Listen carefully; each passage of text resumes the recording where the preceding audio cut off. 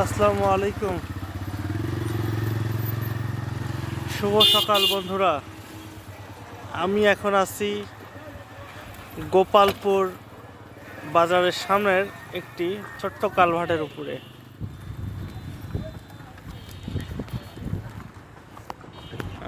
গন্তব্য অনেক দূর, বাট প্রথমত দেখা হলো আমাদের সেই প্রাচীন যানবাহন, যেটাকে মহিষের গাড়ি বলে আমরা চিনি, সেটার সঙ্গে।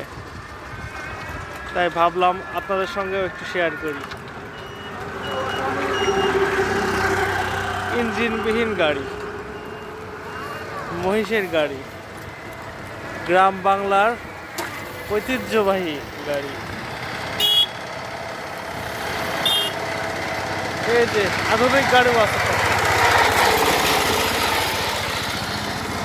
এখন আখ মাড়াইয়ের মৌসুম চলতেছে, এই জন্য আখক্ষেত থেকে এই মহিষের গাড়ি বা পাওয়ার টিলারের মাধ্যমে